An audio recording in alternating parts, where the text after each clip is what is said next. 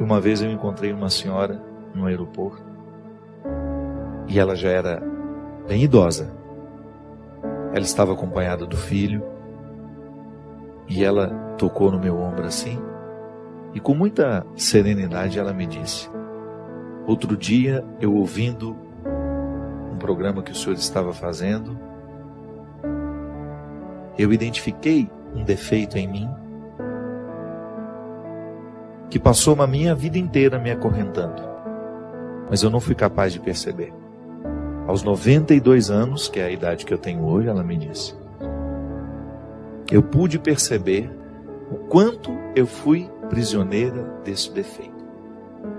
Eu não sei quanto tempo me resta, Padre Fábio, mas eu sei que naquele dia, a reflexão que o senhor fazia iluminou a minha consciência de um jeito que é como se eu tivesse arrancado ele com a mão.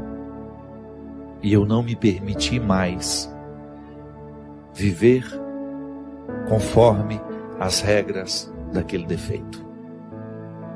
Sabe quando você percebe que você participou do processo do outro? Quantas vezes eu me percebo vivendo sobre as regras dos meus defeitos? Porque quando eu passo a viver sobre as regras das minhas qualidades, eu fico mais leve para o outro, eu fico mais feliz, eu fico naturalmente mais interessante.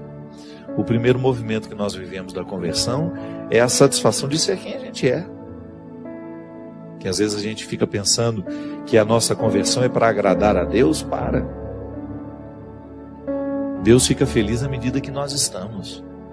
Então quando eu quero corrigir um defeito meu, e para isso a igreja nos ensina a dinâmica dos sacrifícios, né?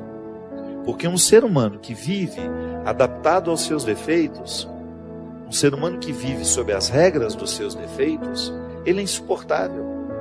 Ele é difícil no trabalho, ele é difícil dentro da família, ele é difícil nas relações amorosas que ele vai viver. Por quê? Porque ele é um porco-espinho, né? Está sempre pronto para jogar os seus espinhos nos outros. Ele fica difícil para ele mesmo.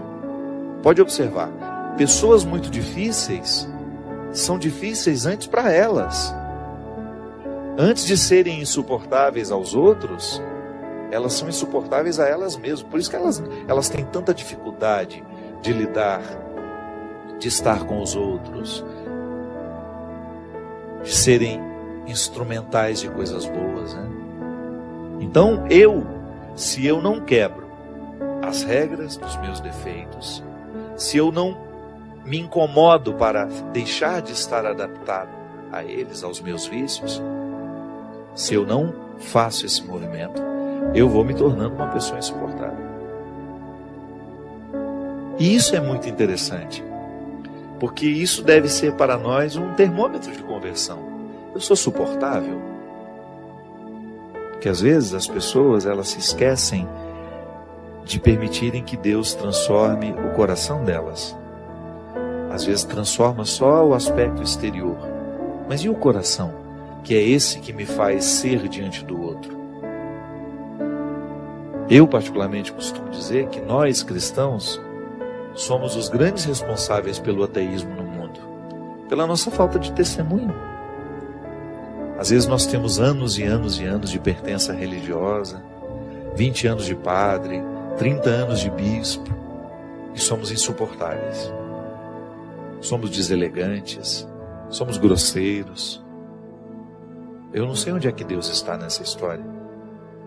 Se o processo de Deus na nossa vida é justamente amansar o nosso coração, é fazer-nos quebrar as regras dos defeitos, é a gente deixar de estar adaptados ao mal.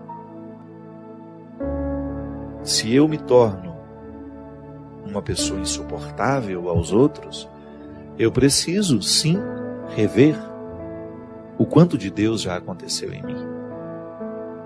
Que conversão é essa que não me torna uma pessoa mais leve para os outros?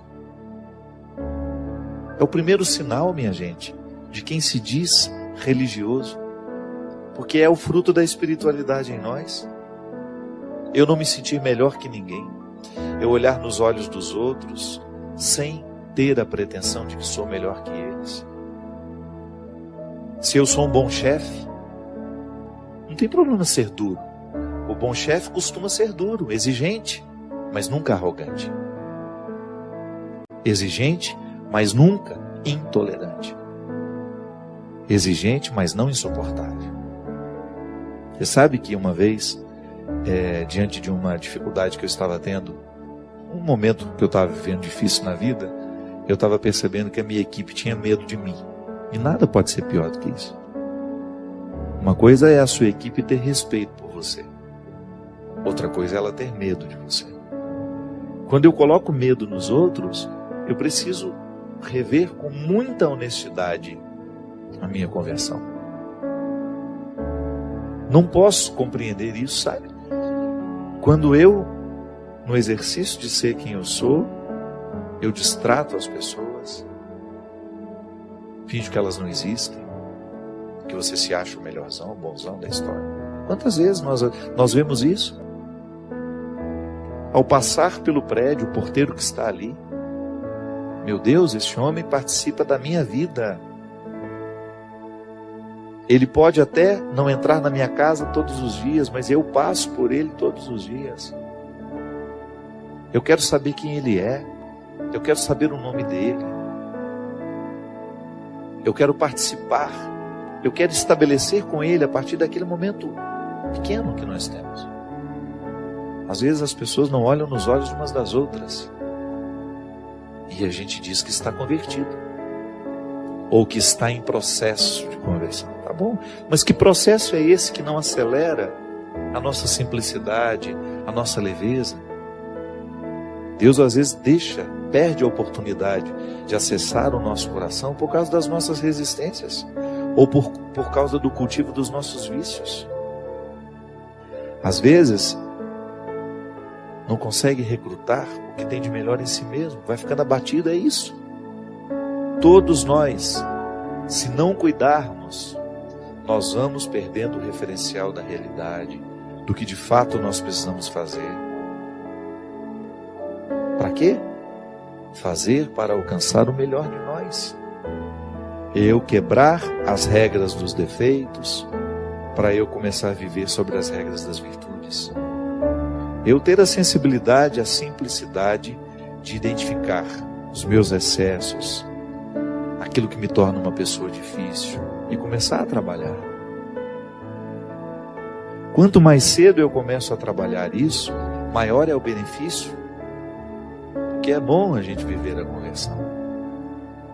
A gente fica mais agradável, a gente fica mais feliz. E esse é o primeiro benefício da conversão. Eu quero mudar aquilo que em mim é insuportável, para mim e para os outros. Primeiro, porque eu mereço essa transformação. Segundo, porque os outros merecem. E eu estando na dinâmica deste merecimento, os outros também estando, Deus está. Porque Deus se alegra muito quando um filho reconhece o que nele ainda é empecilho para a sua realização. Deus se alegra profundamente toda vez que nós fazemos um movimento de cura, de restauração, de mudança de hábitos. Deus se alegra profundamente toda vez que nós vivemos as consequências da conversão. Porque essas consequências, elas atuam diretamente no nosso caráter. Nós vamos ficando diferentes à medida que Deus entra. Santo Agostinho dizia que até para a gente se sentir arrependido, nós já precisamos estar sob o influxo da graça. Que a graça de Deus aconteça hoje no nosso coração, abrindo os nossos olhos para a consciência, para que a gente tenha condições de perceber tudo o que em nós hoje precisa ser tocado pelo amor misericordioso de Jesus. E que a partir desse amor, desta misericórdia, nós possamos voltar ao nosso lugar. Assumir o lugar. Voltar a buscar o que é essencial para que a gente seja que Deus quer que a gente seja.